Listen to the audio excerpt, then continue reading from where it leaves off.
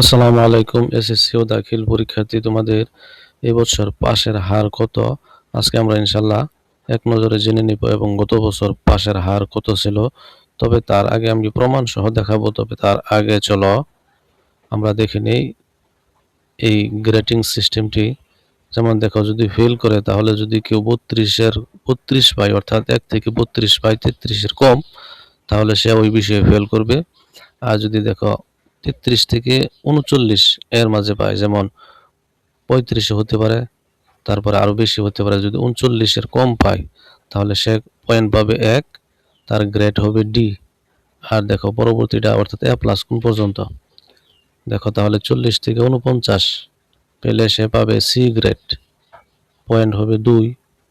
তারপরে দেখো 50 থেকে 59 পেলে তার পয়েন্ট হবে ডি। পরবর্তীতে দেখো 60 থেকে 69 পেলে সে পাবে এ মাইনাস 3.5। তারপর দেখো 70 থেকে 79 পেলে এ। এবং সকলেরই আশা আকাঙ্ক্ষা 80 থেকে 100, অর্থাৎ 80 থেকে উপরে যা পাবে তাতে কি সে এ প্লাস পাবে। এবার চলো দেখি তোমাদের সেই গড় এই বছর পাশের হার। এই দেখো 2025, দেখো এই যে 2025 সালের এসএসসি সমমানের ফলাফল পাশের হার ছিল 68.45%। জিপিএ পেয়েছিল 1,39,032 জন। আর দেখো এবার পেয়েছে 2026 সালে প্রকাশিত হয়েছে এবছরে দেশের মোট পাশের হার 88.47%, যা গত বছরের তুলনায় উল্লেখযোগ্য।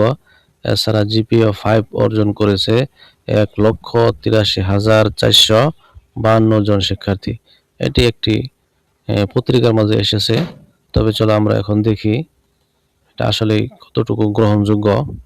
দেখো এসএসসি 2026 পাশের হার কত, এটা লিখে চার্জ দিলে কি আসে? 2026 সালের এসএসসি ও সমমানের পরীক্ষায় গড় পাশের হার 68.45%।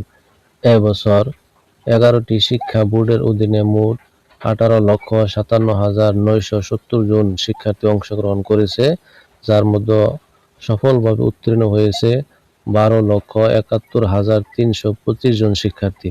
এখানে কিন্তু স্পষ্ট লেখা দেখো 2026। তাহলে 18 লক্ষর মধ্যে পাশ করেছে 12 লক্ষ। দেশের মোট জিপিএ পেয়েছে 1,39,032 জন। এরপরে দেখো নিচে যেটা আমি আগে বলেছিলাম সেটি কোথায় থেকে পেলাম। এই দেখো এসএসসি 2026 পাশের হার 88.47%। 5 ঘন্টা আগে প্রকাশিত হয়েছে এই খবরটি। এবং এখানে জিপিএ দিয়েছে 1,83,452 জন। এই দুইটি তথ্যের মধ্যে ইনশাল্লাহ থাকবে আশা করি। তবে তোমরা ভালো রেজাল্ট করো সে আশা প্রত্যাশা করি। ধন্যবাদ।